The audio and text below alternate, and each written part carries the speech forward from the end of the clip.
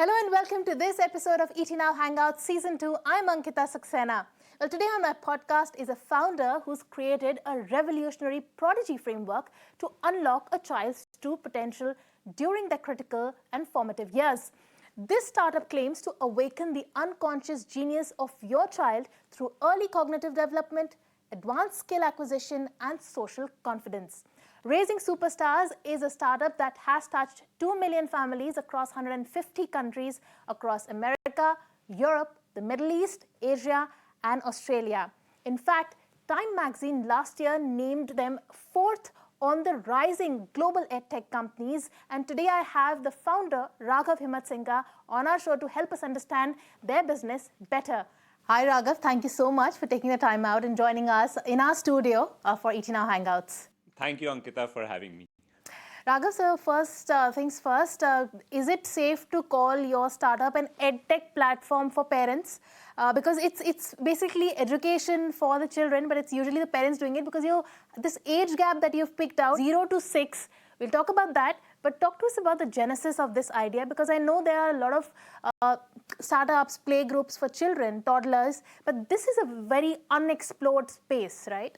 Yeah, so I don't usually like to pigeonhole our company in a specific way like EdTech, because we think that we are more into the parenting space, and our mission is to change the mindset of parents and how kids are being raised today, especially with so much screen time and how bad screen time is actually for the young babies and toddlers. Yeah. Now, if you talk about the genesis of how this came about, so I was very fortunate to study at some of the top schools in India and in the US. And I was always very surrounded by very smart kids, right? And I used to always feel that, I'm like trying so hard, but those people are just like doing so much better than me with half the effort. And at some point, I realized that it's all to do with early learning. The things that you learn as a child, that builds the foundation for how you learn for life. So when my own son was born, I was very keen to do things so that he doesn't feel that pressure later on. Okay. And that's how it started. I was just doing things for my own son. And then, our friends started hearing about what we were doing. So they were like, oh, okay, tell us also. And then eventually it became a company. It wasn't intended to be a company. It was just something that we started for our own. So let's talk about the age group. I checked your website. It says 0 to 6 years. Now, what does that mean? Because when a baby is born, which is 0, even the vision has not developed. What are you teaching that baby?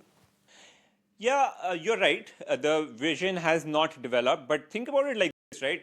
When a baby is born, their mind is like a dry sponge, right? And what happens when you put a dry sponge into a bucket of water? It quickly soaks up everything. And when the sponge becomes heavy, then it stops soaking in more water, right? In fact, it starts leaking out water. The same with the baby's mind, right?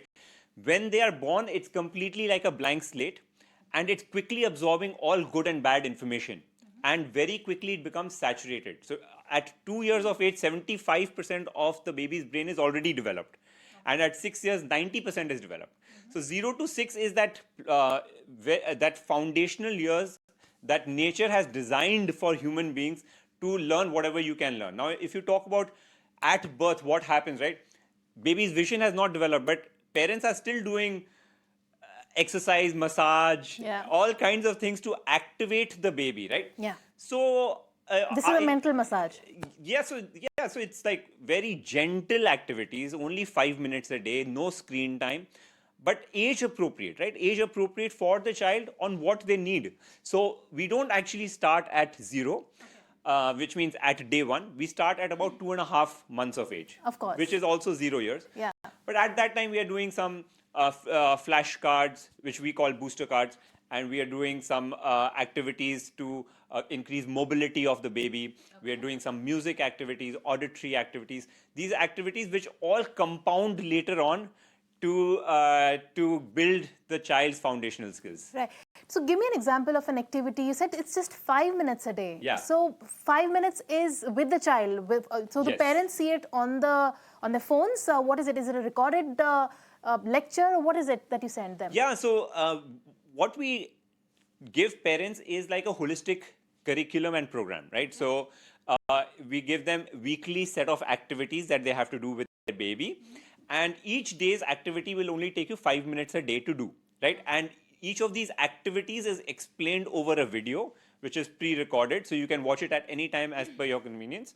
And each activity video takes about 5-7 minutes to watch, right? Okay. So it's 30 minutes in a week for you to watch the videos, and 5 minutes a day every day to execute the activities. So that's it.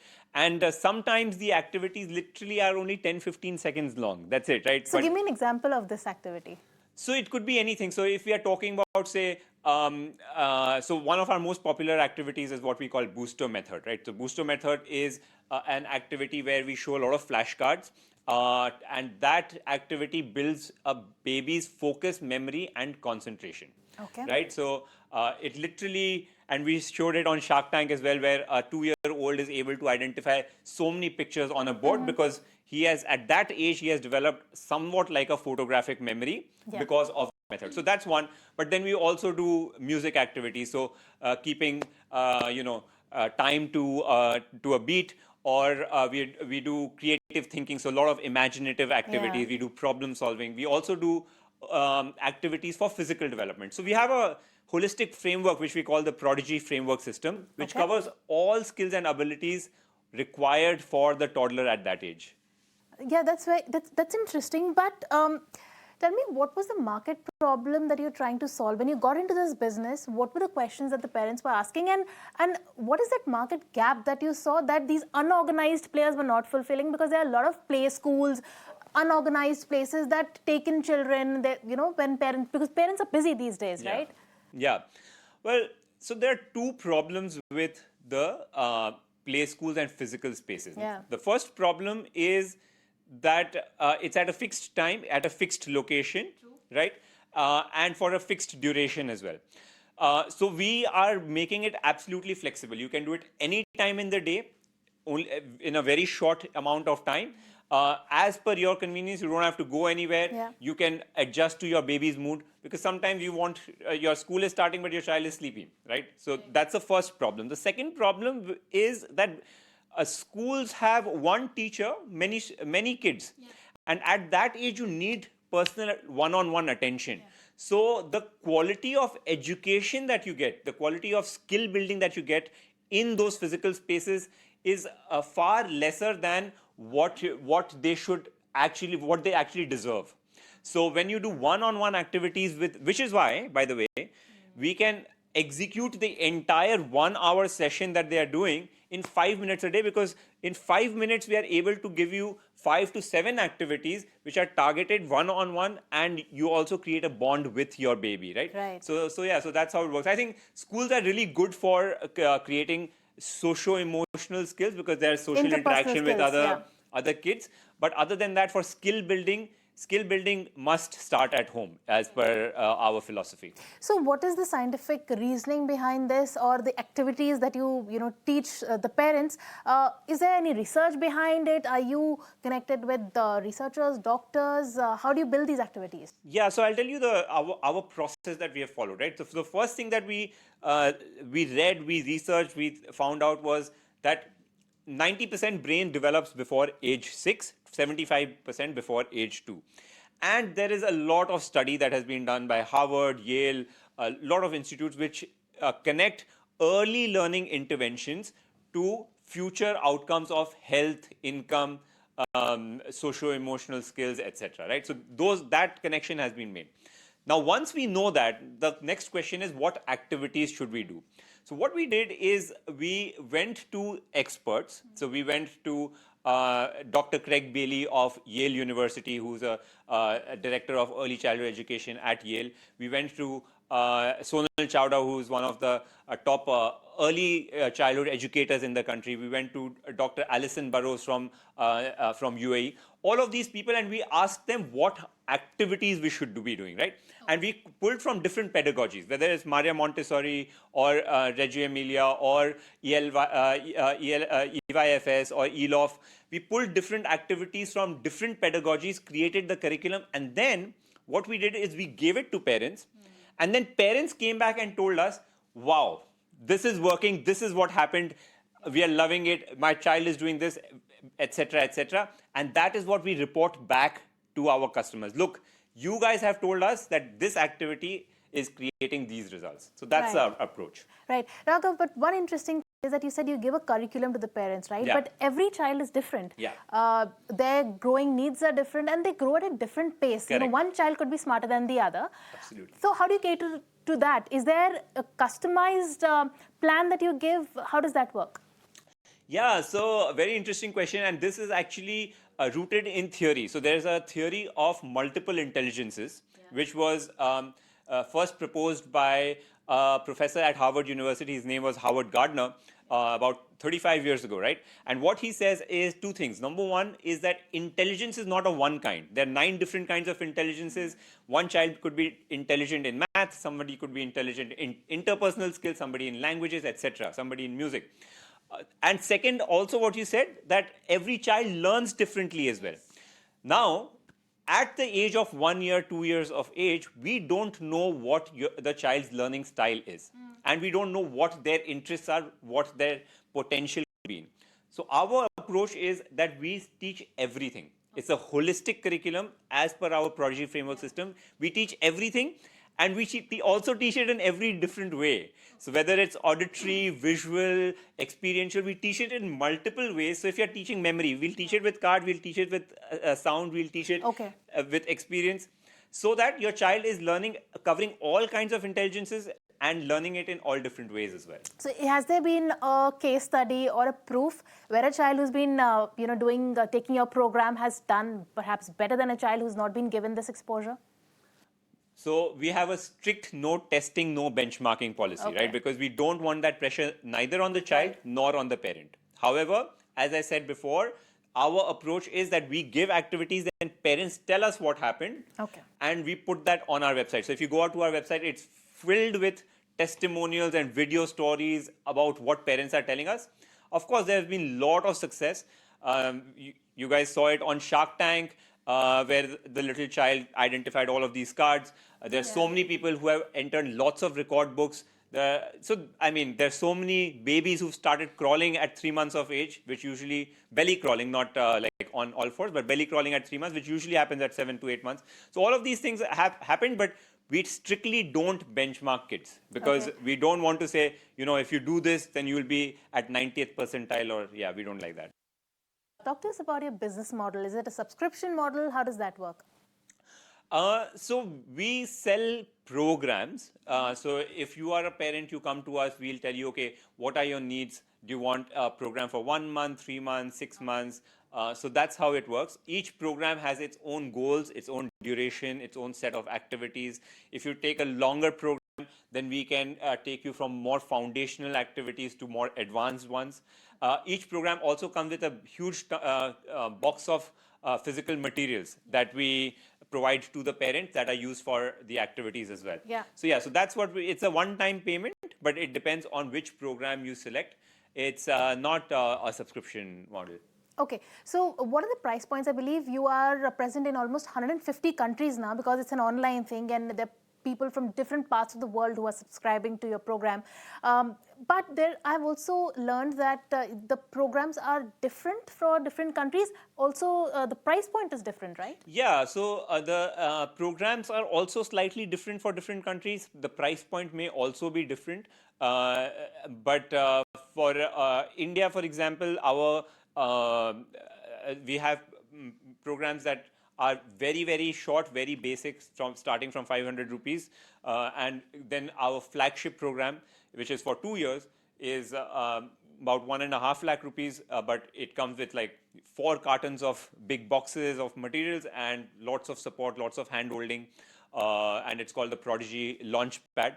So yeah, so there is a wide range of, depending on what the parent wants, we cater to all kinds of needs. But why is the program different for different countries? Is it because of the cultural subtext? Little bit of cultural subtext, also a little bit of the accent and the how we explain the program, because the programs are videos, right? So the activities are explained over a video, Yeah. and usually it's easier for people to consume content which is similar to their language, their accent, their culture. So yeah. Okay, so talk to us about the competition in your space. What's your competition right now? Is it the play groups from the unorganized sector, or there are also a lot of schools and these play groups who have come out with programs?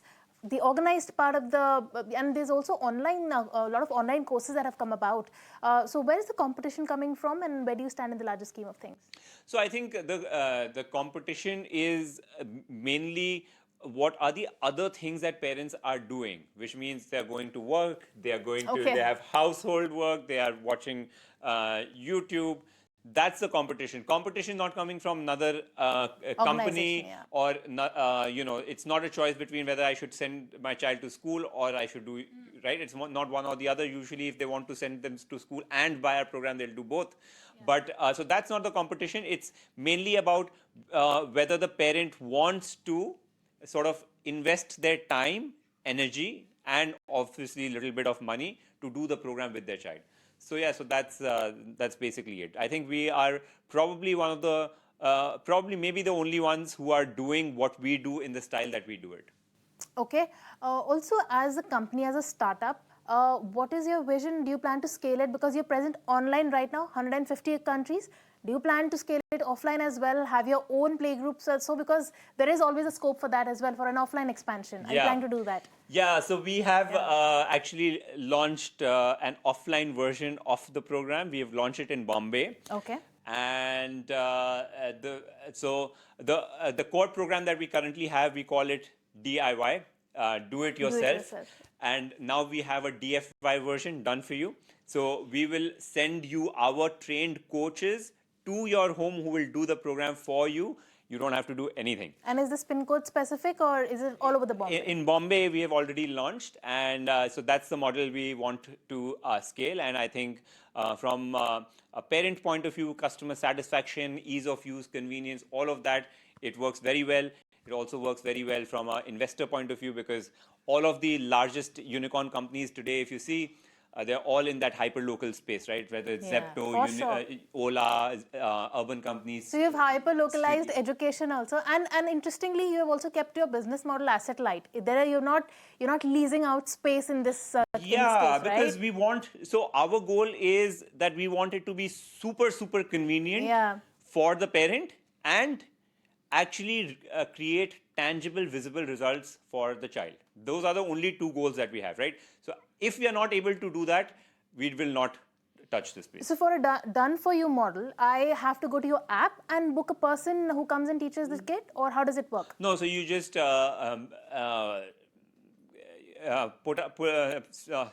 out an application form, and then we will, depending on your needs, if we are able to service you, then we'll match you with a coach. We will send you a box of materials, and we'll get you started. So it's straightforward. Okay, so this is like a quick commerce for baby education also now. Can we say that? I don't like to put commerce with education, but I think it's more like we are calling it hyper-local LAS, learning as a service. But talk to us about fundraising, because if you plan to expand, you will need funds. We saw you raising funds on Shark Tank, but besides that, have you raised any funds? Are you planning to raise funds, and what are your plans, thereafter? Yeah, so we, of course, if we want to scale, you require funds if you want to scale fast and you want to create sort of outstanding results for the kids. So yeah, so we will be looking to raise funds shortly, because we have also launched our new model, and we are very optimistic about that. So yeah, and in the past we have raised a couple of rounds of funding. So it's not a huge amount. It's about 20 crores is what we have raised. Yeah. So, the business model that you're following, from what I figured, it's asset light. It's very convenient, not just for the parents, but also as founders. You've ensured that there is some cost efficiencies, right? And not necessarily that should come from scale, because usually that happens when you achieve scale. Your model guarantees that. So, as a founder, what have been your hits and misses with the startup? Here, well, we've had quite a journey. As any startup founder would tell you, it's a roller coaster ride. There are big highs, big lows, and we've had, like, I think, amazing highs. Shark Tank, being ranked number 4 in the world by Time Magazine. It was a complete shock for us and a nice surprise. Being invited by UAE ECA, Early Childhood Authority of Abu Dhabi government. They invited us to set up office there and expand in that region. So all of these. And I think the biggest high for us is always when a new story comes back to us from parents, because that's always amazing. In terms of biggest misses, I think one of the key things that we did wrong was that we spent a lot of money in advance. So I guess we overestimated the impact of COVID and how long it would stay on till. So we sort of built an org which was maybe like 1 year or 2 years ahead of time. Of itself. Yeah, so which sort of costed us a lot of money. But we've learned from our mistakes, and I think we are in a position where we can like hyperscale rapidly right now, and especially with the new model, we are getting fantastic response as well. Also, talk to us about, we are a show for young startup founders. Whoever is watching us, what would be your advice to them? What would be my advice? Well, I think so. I've been, I would say, a founder for about more than 10 years. And I think one thing that I have consistently found is that you shouldn't do a company just because you found some nice space on an Excel sheet, right? Yeah. I feel that passion solves for a lot of your problems. If you're not passionate about the space, if you don't really deeply care about the problem, you will not stick it out, right? Like you'll not stick with it. You will, at some point, you will give up. So you have to be very, very convinced that that is the problem that you're going to solve, and it is going to consume your entire life for the next 5-10 years if you are going to stick with it, right? So I would say find a problem that you really care about before getting into starting a company at all. Right. Also, Raghav, talk to us about what is the opportunity size for the space in India, and what is the headroom for growth? Because like you mentioned that you're one of the first entrants into the space. So what's the opportunity for growth here? Well, in our view, the early childhood education space itself, just the urban market is about 40,000 crores. Okay. There are about 25 million, I think, kids who are born every year. So it's an ever sort of growing market. Family sizes are rapidly shrinking around the world, which means that every parent now has more attention for every child, and parents want to do more. Screen time is a big issue. Yeah. So this is a space. In fact, early childhood across the world is the fastest growing segment in education. Yeah. Because viewers might not know, but early childhood receives only 2%, 2 to 3% of overall education funding. It's massively underfunded, right? Because only 2% of education funding goes to early childhood. But the government of India has done quite a lot in the last 5 years. A couple of things that they have done is that they launched a new education policy. And in the new education policy, they came up with the national curriculum framework, where they've literally defined how early childhood education should work, what should caregivers and teachers do, what are the milestones they should achieve. They've laid it out, and they've made it one of their focus areas, right? Anganwadis are doing amazingly well across the country. So there's a lot of push towards it. So we are very, very optimistic. First of all, it's a very large market, but it's not just a large market. There's a lot of room for more players to come in. We welcome more players to come in, and the sector will keep growing as well.